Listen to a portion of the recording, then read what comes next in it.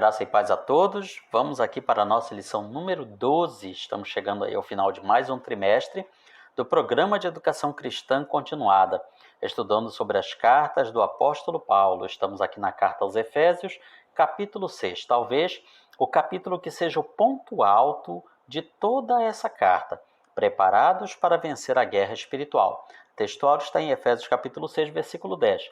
Quanto ao mais, sede fortalecidos no Senhor e na força do seu poder. Texto bíblico, Efésios capítulo 6, versículos 1 a 24. A verdade prática nos fala que nenhuma vitória alcançaremos se não for pela ação da palavra no poder do Espírito Santo em nossas vidas.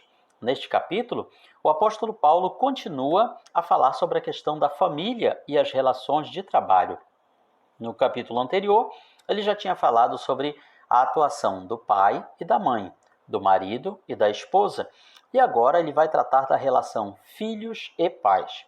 Para os filhos, qual é a regra? Obedeçam a vossos pais no Senhor, pois isto é justo. Honra teu pai e tua mãe, que é o primeiro mandamento com promessa. Então, obedecer é a base desse relacionamento. Obedecer aos pais no Senhor. O que quer dizer isso? Obedecer aquilo que não vá contra a palavra de Deus. Não quer dizer obedecer os pais de forma incondicional, porque existem pais que também dão ordens injustas e ensinam coisas erradas aos filhos. Obedecer no Senhor significa obedecer aos pais naquilo que está dentro da palavra de Deus, está dentro da vontade do Senhor. A palavra obediência quer dizer, literalmente, estar sujeito a alguém ou a alguma coisa.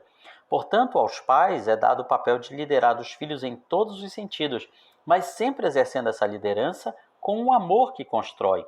E isso se reflete muito nos nossos dias, onde existe uma crise de autoridade no meio das famílias, com falta de respeito pelos mais velhos. Uma total inversão de valores, onde temos pais cada dia mais enfraquecidos, que são meros objetos, uma mistura de motorista com caixa eletrônico, para satisfazer os caprichos dos seus filhos e netos. Portanto, é preciso destacar que essa desobediência aos pais é um dos pecados abomináveis que são mencionados em Romanos capítulo 1, versículo 30. O segundo pilar, ou digamos assim, a segunda perna da boa relação entre pais e filhos é a honra. Honra teu pai e tua mãe. Quer dizer o quê? Estimar, valorizar. Aqui, o apóstolo Paulo usa o mandamento que está em Êxodo, capítulo 20, versículo 12. Esse é o primeiro mandamento com promessa. Que promessa é essa? É o que vem falando aqui no segundo item. Honrar gera recompensa, para que te vá bem e sejas de longa vida sobre a terra. Para que te vá bem. O que é isso? Quer dizer, para que você seja próspero, para que os seus planos e projetos sejam bem-sucedidos. E sejas de longa vida sobre a terra, para que você tenha uma longa vida. Não adianta você ter uma vida curta e próspera, nem uma vida longa e miserável. Então, o que o apóstolo está dizendo é: honre seu pai e sua mãe para que você tenha uma vida longa e próspera. Ou seja, que os seus planos e projetos se realizem com sucesso. Portanto, estas são as recompensas que Deus promete àqueles que honrarem os pais. Uma vida longa e próspera. No terceiro item, vemos: pais, abençoem seus filhos. Vós, pais, não provoqueis vossos filhos a ira. O que significa esse provocar a ira? Tem relação com os atos truculentos de muitos pais ao tratar de questões de família. Existem pais que, ao tratar os problemas que eventualmente surjam na vida dos seus filhos, usam de violência, seja ela física, verbal, psicológica, e levantam a ira. Deixam seus filhos traumatizados de uma forma que muitas vezes, na sua vida adulta, eles vão repercutir aquela forma violenta com a qual foram tratados. Então devemos dar aos nossos filhos amor, carinho, afeto, ajuda, companheirismo, liberdade, mas também disciplina, que significa impor limites. Relacionamento é uma via de mão dupla. No segundo tópico, o apóstolo Paulo vem falando sobre a relação entre servos e senhores. Servo é uma palavra, digamos assim, moderna para uma outra palavra que quer dizer literalmente escravos. Então, Paulo está falando como os donos devem tratar seus escravos e como os escravos deveriam tratar os seus donos. Isso porque a escravidão era uma realidade no mundo romano, fazia parte da própria estrutura social. Os escravos eram pessoas que não podiam pagar suas dívidas, eram vendidos como escravos pelas suas dívidas, ou então que eram aprisionados na guerra e vendidos como escravos. Não era muito semelhante à escravidão que houve aqui em terras brasileiras, onde pessoas foram trazidas principalmente da África para serem escravos aqui. No caso do Império Romano, a escravidão não era simplesmente você trazer pessoas de uma região distante para aquela do Império Romano. Dentro das próprias fronteiras do Império Romano, a pessoa livre, ela podia perder o seu status de livre e acabar se tornando escravo. Primeiramente, Paulo fala com os servos ou escravos. Quanto a vós outros servos, obedecei a vosso Senhor segundo a carne, com temor e tremor, na sinceridade do vosso coração como a Cristo. Paulo exorta os escravos ou servos a trabalhar com sinceridade, como se o serviço estivesse sendo feito para Deus. Essa orientação para os escravos é a mesma também que hoje tem para os empregados, para os funcionários, para os servos em geral, para aqueles que estão debaixo de alguma autoridade. O bom funcionário, o bom empregado, deve orar pelos seus patrões e pela empresa, não falar mal, nem agir com desonestidade em benefício próprio. Essa é a conduta da pessoa cristã regenerada e cheia do Espírito Santo. No item 2 fala, servindo de boa vontade, como ao Senhor e não como aos homens. Paulo ensina que os empregados sirvam seus patrões de boa vontade, como se estivessem servindo a Cristo. Ou seja, nós que somos empregados, funcionários, servos, estamos debaixo de autoridade, todo o trabalho que fizermos, devemos fazer como se estivéssemos fazendo para o próprio Deus, para Jesus em pessoa.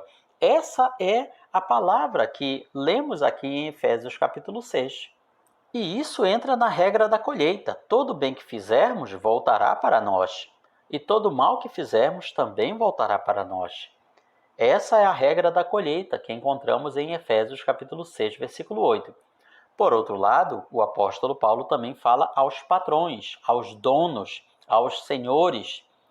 Vós, senhores, de igual modo, procedei para com eles. Tratem-nos dessa maneira, deixando as ameaças ou castigos desnecessários, sabendo que o Senhor, tanto deles como vosso, está nos céus, e que para com ele não há acepção de pessoas.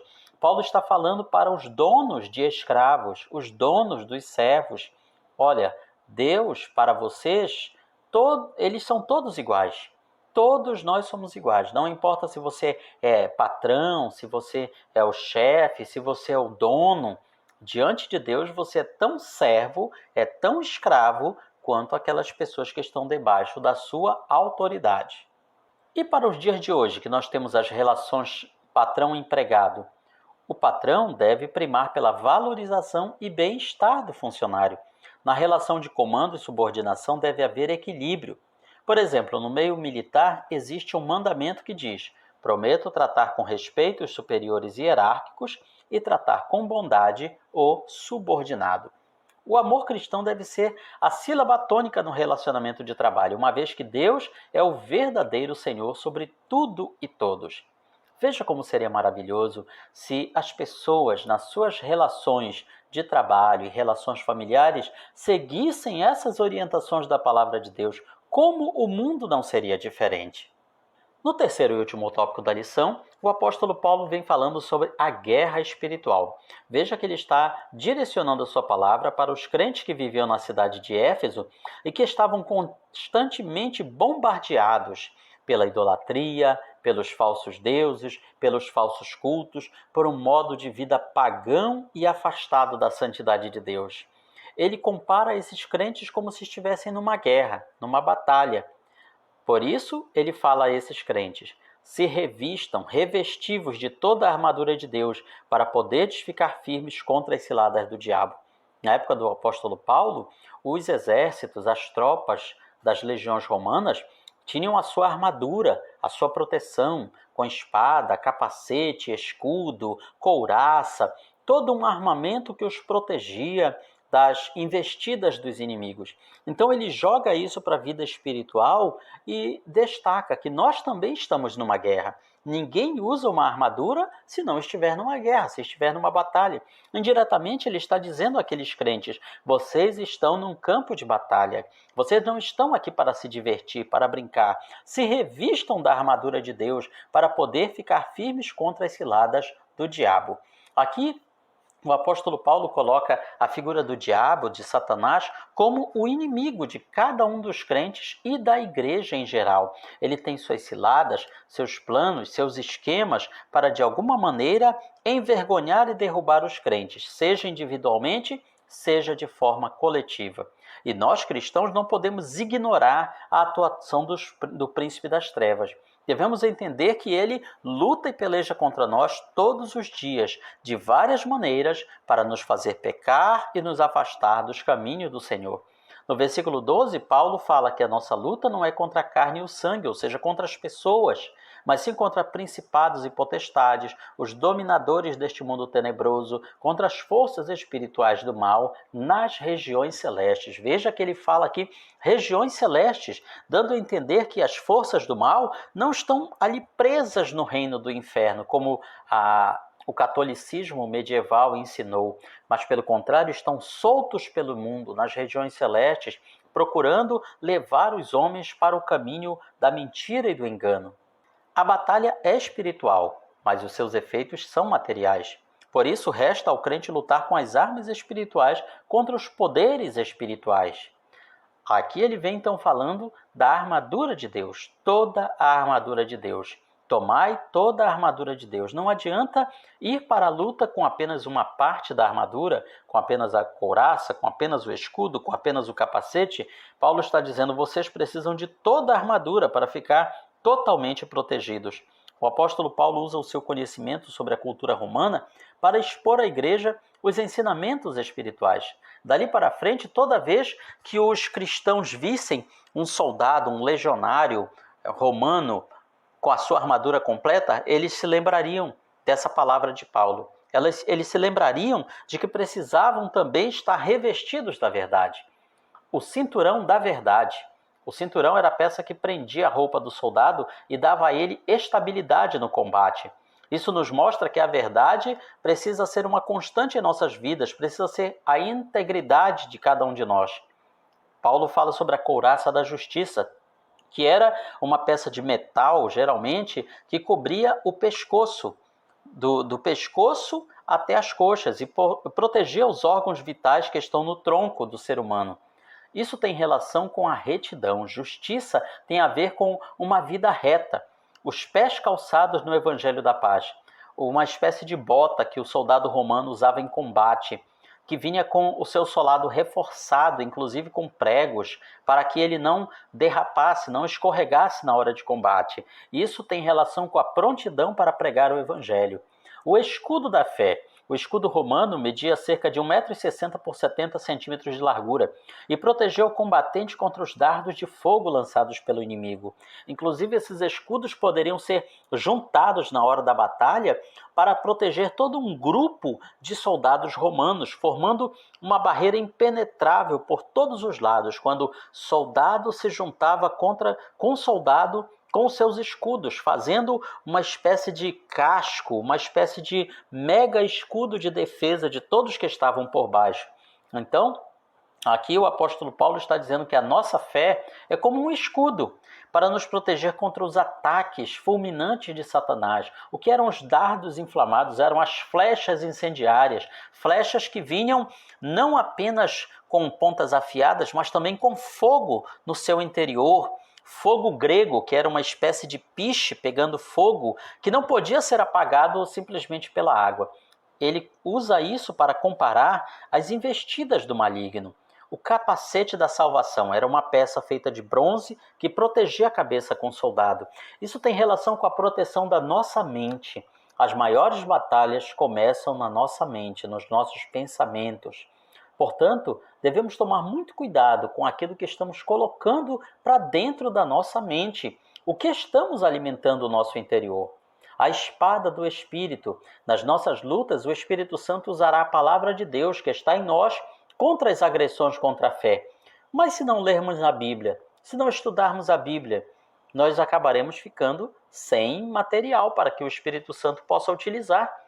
Finalizando sua exposição sobre batalha espiritual, Paulo fala da oração, que é a chave que faz funcionar todo o processo, abençoando a todos com a graça de nosso Senhor Jesus Cristo. Triunfar em Cristo não é algo que fazemos, é algo que somos. Temos que ser vencedores em Cristo. Essa é a grande diferença entre a vitória em Cristo e a vitória no mundo. O vitorioso no mundo se alegra por algo que ele realizou. O cristão, porém, se alegra por quem ele é, filho de Deus e herdeiro do reino eterno de nosso Pai. Conclui o nosso comentarista que nada pode nos separar do amor de Cristo, que sempre nos leva em triunfo. Como é precioso esse triunfo! Aqui, o apóstolo Paulo, em 2 Coríntios 2,14 e Romanos 8,39, ele compara a nossa vitória com a vitória dos soldados quando vinham da guerra, trazendo os seus despojos de guerra, trazendo os seus prisioneiros, sendo ovacionados pela multidão, recebendo os aplausos da sociedade. Assim também um dia será a nossa vitória, quando nós adentrarmos nas mansões celestiais, sobre os aplausos dos anjos de Deus, dos santos que estão nos céus, e estaremos ali para sempre com o Senhor. A nossa aplicação pessoal conclui que o triunfo em Cristo não é um acontecimento efêmero, é um estilo de vida disponível a todos que enfrentam as batalhas da vida equipados com as armas de Deus. Esse, portanto, é um breve resumo da nossa lição e na sua escola bíblica dominical você vai aprender muito mais. Que Deus nos abençoe. Visite a nossa página também na internet, palavravivaefiel.blogspot.com, onde você poderá baixar gratuitamente esta e muitas outras lições da escola bíblica dominical. Deus abençoe a sua vida.